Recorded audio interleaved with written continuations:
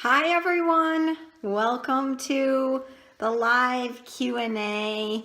Macy here, and this is Gary Green.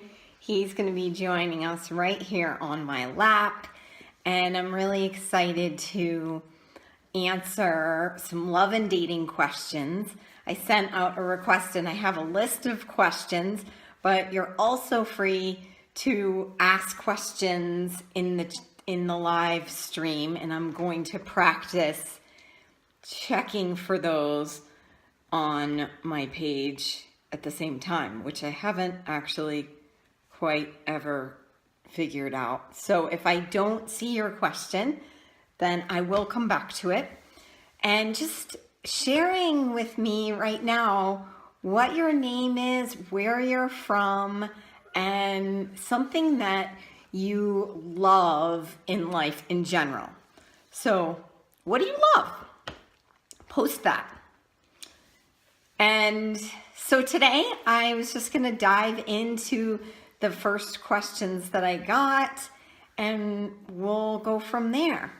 So thanks for being here. Wait a minute, I need to introduce myself. My name is Macy, and I am the founder of the Love Advantage and Love Vibe TV, and I am the Unicorn Wrangler. So I help single, smart, creative, spiritually conscious women find the kind of relationship that they never thought could exist. So welcome, welcome, welcome. And so the first question I got is one that is pretty deep. So here we go.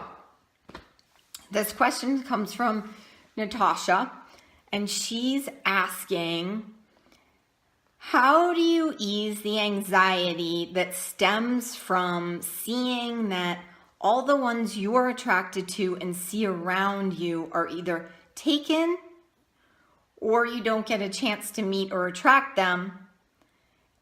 And on the opposite side, each date you go on is a disappointment. My only logical way of handling this is to settle. What are your thoughts? So this is about, I'm just going to sort of summarize it. This is about the anxiety of feeling like this is what I'm getting, that everyone is, there's all the good ones are taken, is the essence of this. All the good ones are taken, and that you're not meeting and attracting good ones that are out there, and that when you do go on dates, you're not liking them. So the overall theme is fear and scarcity in this question. So if you're feeling like all the good ones are taken, say yes below, because this is not uncommon that we feel like this, especially later in life. We can feel like, wow, the good ones are probably already married, there's no more left, and it can feel really scary. So if you haven't already gotten my free guide that is on my website, theloveadvantage.com, you can get it there, or I'll post a link below. It's called Find That Perfect Guy for You, or also known as Wake Up and Smell the Loser, How to Stop Attracting Jerks. And in this guide, I talk about the two different types of dating, because there are really only two. One is called status quo dating, and the other is called the love superstar. And I'm from New Hampshire, so we don't use ours. So those two types, status quo, love superstar. What I'm feeling in this question when we're asking, okay, all the good ones are taken, the ones that I really like, I'm not meeting, or the ones that are attracted to me, I don't like, that whole thing is coming from that space of fear within you. And when we're living in fear, or we're wearing the lenses, it's kind of like you're wearing lenses where you're seeing everything through fear. It's actually really a physiological experience where you are kind of in this cyclone of this is never going to work out, and all of those kinds of fearful inner critics within us are running wild. And the solution to this really takes some energy, really. It takes being able to have the awareness that when we have fear, there's also the possibility of love. So you don't have to stay stuck in the fear, although it can be really hard when you're really in it to move out of it. But I'm hoping that even just talking about this right now, that you can have the awareness that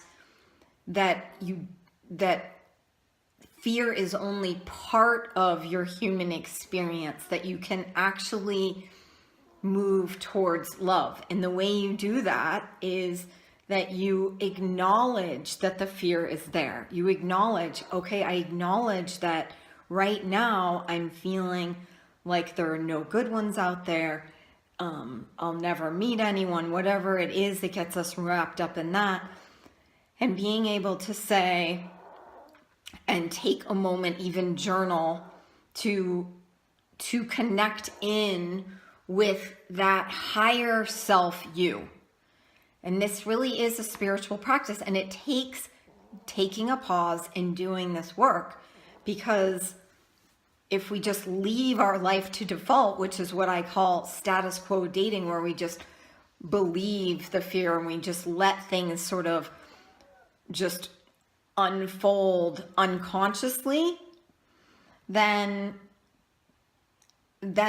we just live in our insecurities. We believe our fears. We think that that's the only way. The whole point of the two kinds of dating is to recognize you don't have to stay where you are right now in this anxiety, because whatever you are believing about you that keeps you thinking that there's no good ones out there, that's what is longing to be healed. So this truly is inviting in a deeper healing. And generally these fears and beliefs are things that we've brought from a longer time in our life, from earlier days.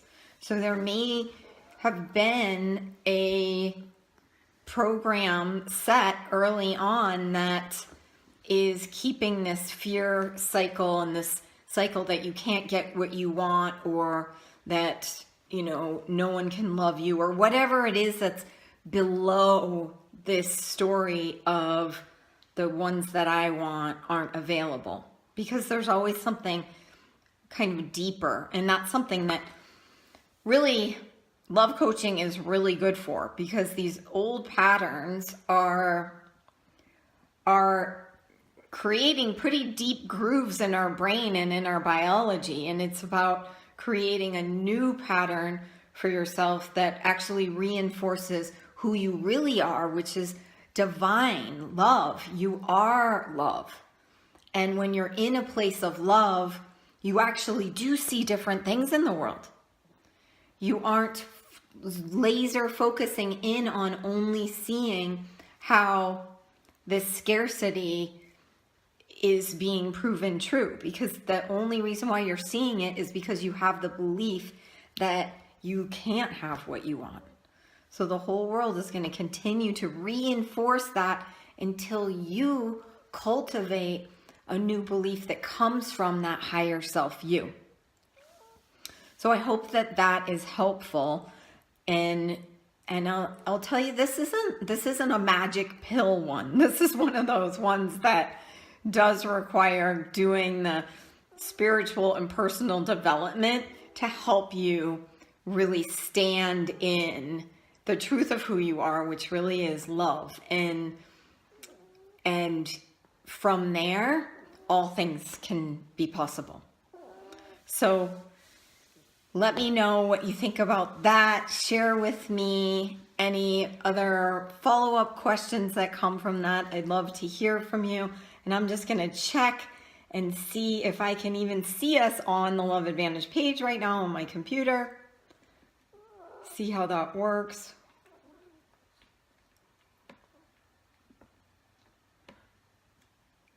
Well, I don't see it. I'm not sure what I'm doing. But anyway, if you have questions, please post them below because I will come back and answer them when I can access that, because I really want to be able to support you. So the second question that I have today comes from Andrea. And this one is a little bit of a story. She says, the other day I re-uploaded my dating apps and immediately connected with someone on Tinder. We were planning to meet up for a drink and then he disappeared. He unmatched us. It felt horrible.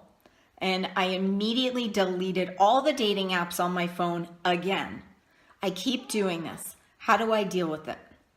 So this is really good. So it's, you know, how we navigate the dating world is a big part of our success, and it's a big part of how we manage our energy, because the thing that I want to say about that is, say hi to Gary. The thing I want to say about the navigating the dating world is that, you know, we can easily lose a lot of energy. And for those of us like creative, sensitive women, which a lot of people in the circle probably can relate to, then it's easy to feel kind of drained by the whole thing.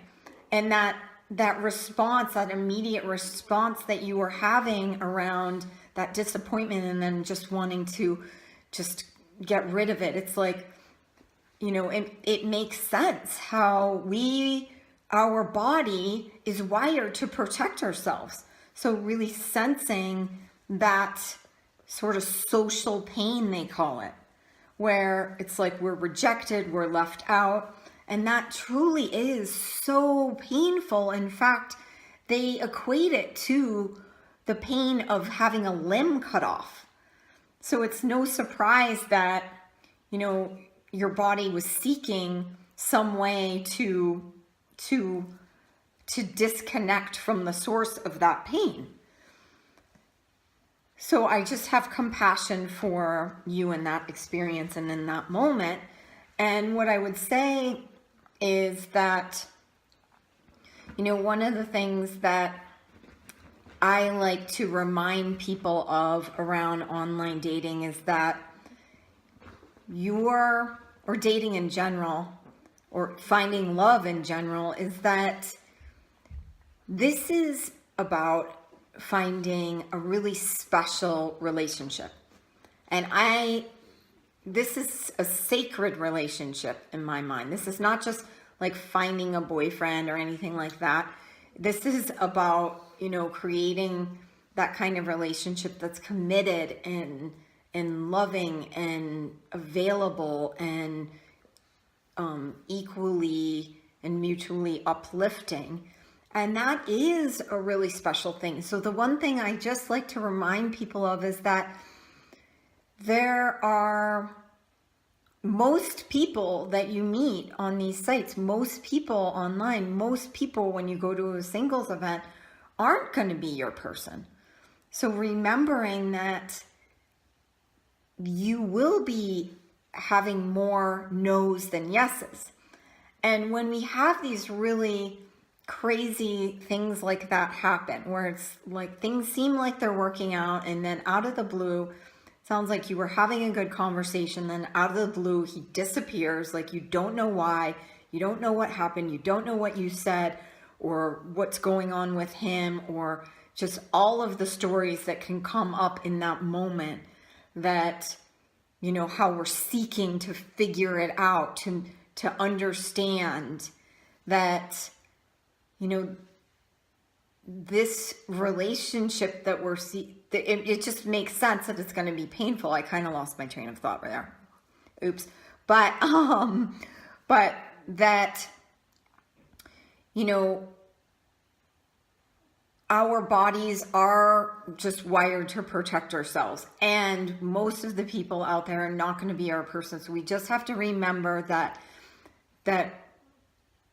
whatever happens, like in those things, I remember what I was going to say, in those experiences where it's really impossible, like it's impossible to know exactly what was happening, that we can call that a cosmic intervention. Because I do believe that if you have that longing for a meaningful partner, that you're already connected, for one. Just thinking about your heartbeat that's just beating and creating those ripples of vibration into the world. Your heartbeat is already connected to your future partner's heartbeat. Those ripples have intersected over and over again on this planet as this energy moves out onto infinity, and that this isn't all about you. There is a divine plan. So when there's something crazy like that, I find it comforting to just label it cosmic intervention, where angels, spirits, whatever, your guides, your divine Cupid is intercepting and supporting you in being on purpose towards moving towards your actual future partner. So rather than, trying to use a lot of energy to try to figure it out, I would use the energy to come back to yourself and remind yourself of your vision.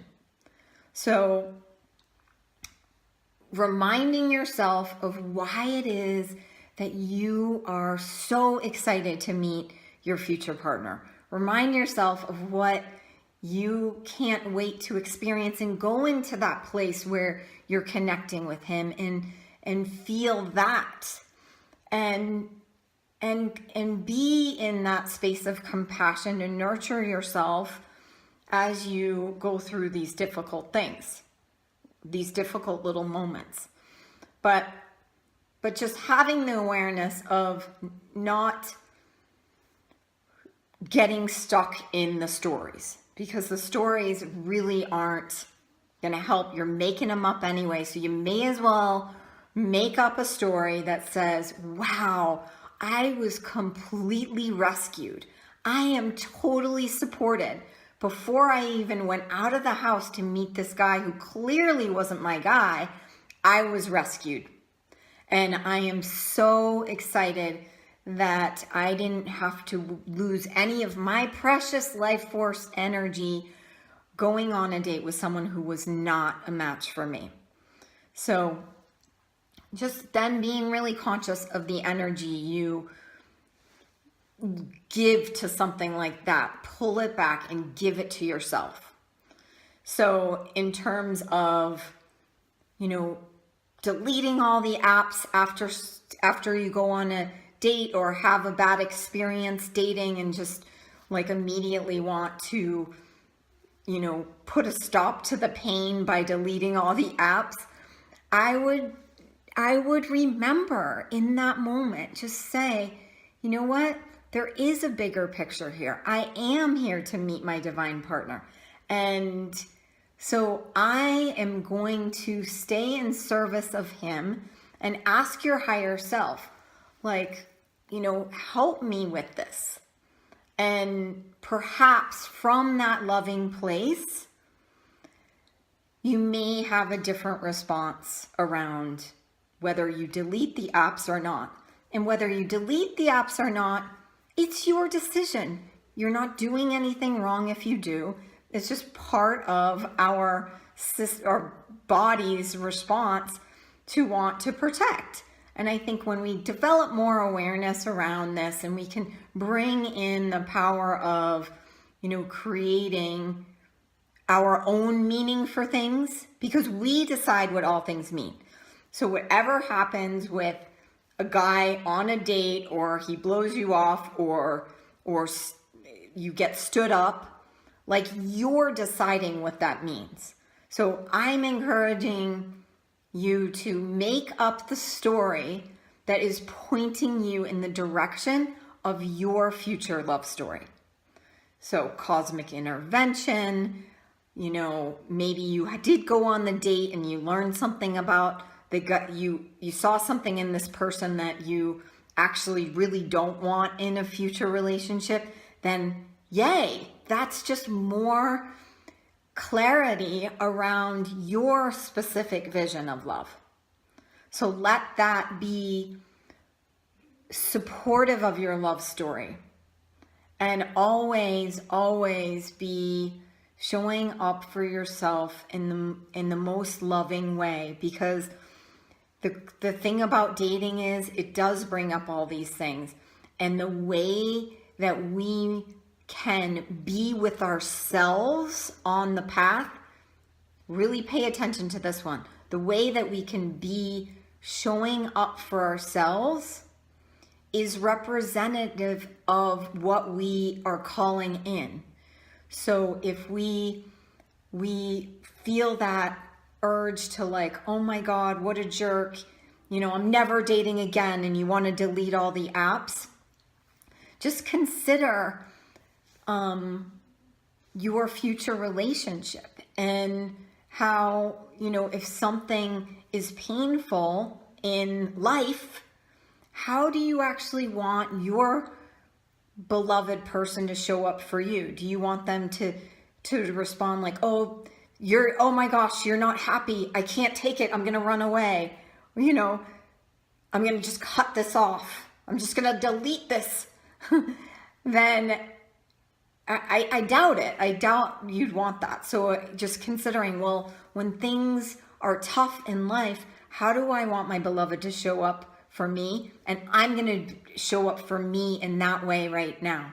Because one of the biggest parts of manifesting the kind of sacred, divine unicorn love is being conscious of how we are present with ourselves along the way, and how we care for ourselves along the way, and how we, create the meanings about things that actually support our divine loving relationship.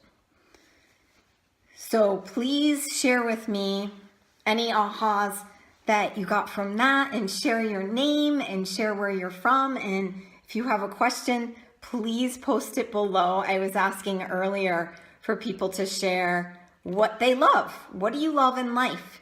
Post that. I'd love to hear.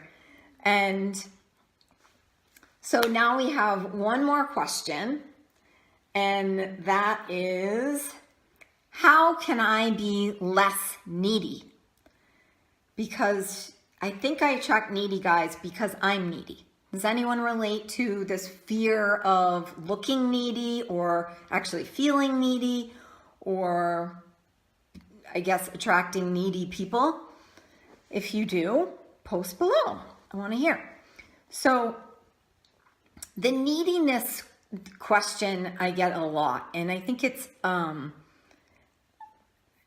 a good one, because the one thing I like to say about this whole idea of, oh my gosh, am I looking needy? Or I really am feeling needy. Like, why isn't he calling me? I really want him to, I want to spend time with him. I need to spend time with this person. You're really feeling that like intensity around it. I just want to invite you to consider that there's nothing wrong with needing. Because I think at the core of this one is that we are judging ourselves about it. So we're thinking, oh, I'm not supposed to be this way. I shouldn't be needy. Needy is bad. And it perpetuates it. So I would just, first step is to just take the pressure off in thinking that there's something wrong with you if you are feeling a need. Then the second piece of this one is that, human beings do need each other. So there's an aspect of needing that we have to understand that's just fundamental to being human. And so if you're thinking that you have to be super independent and you come into a relationship and you think, I can't need anything, I'm just going to prove that I don't need anything, I really don't even need a man. Like, this can become a trap too. This becomes sort of a repellent, because actually we do need each other. We are actually interdependent beings, meaning, when you think about that relationship, how we support each other. We listen, we help, we are caring of each other. And so that is important to know. Then the next piece, I think, is that if you're feeling really needy, this is a call out to come back to yourself. This is about saying, what is it that I think that other person is going to fix or provide or solve for me? And when you're in that place, then say, how can I do that now for myself? And it may be asking a friend to help. It may be getting support. It may be those kinds of things. But if we're expecting that one person to solve that for us, then we're always going to be in a cycle of frustration, because no one can do that for us. No one can solve that. My favorite quote around this is, if you think there's something missing, then it's probably you. If you think there's something missing, it's probably you. And so how are you really listening to your own needs? Sometimes this neediness comes up because we're actually not hearing our own call for love and support, our own availability to ourselves. So how can you be more available for yourselves? And the challenge with feeling needy is that oftentimes then we attract people who are unavailable. So then it just really reinforces, oh my gosh, I'm so needy. I can't get what I need. I can't get what I want. I can't, because the other person is unavailable. And it just reinforces the belief that, look at how needy I am. I can't get what I want. So that's about coming back to you again and doing that, personal support, spiritual development that helps us to be more present for ourselves. So let me know if you have any other questions, post them below. I thought that was a really great list of questions. I don't want to do too many, otherwise you won't be able to really get through this video. But certainly ask me any others. I am here for you, and I will post the guide that I have, Find That Perfect Guide for You, aka Wake Up and Smell the Losers, How to Stop Attracting Jerks. And if you like having the support or hearing this free content, I encourage you to consider what it would be like to have one-on-one support, because in my Big Happy Love coaching programs, that's what I do. We work with these specific challenges that come up, and we create a whole solution that's personalized for you so that you can be that happy, healthy person who's comfortable with themselves and comfortable with dating and getting out there in a way that feels authentic to you. And from there, you can create the kind of relationship you want. Really, this is about really breaking free from these kinds of really quite consuming fears and insecurities, because what ultimately you can experience is that feeling of being confident and secure and not in fear and worry. Because when you're in that fear and worry, you can't really enjoy the moment. You can't really be open and curious about another person. So join me in one-on-one coaching. I'll put the link for an application below. And this is really for people who are serious about taking your love life to a whole new level. So click on the link, fill out the application, and we'll set up a time to see if you and the program are a match. So I look forward to talking to you. Thanks for being here, and we'll see you really soon.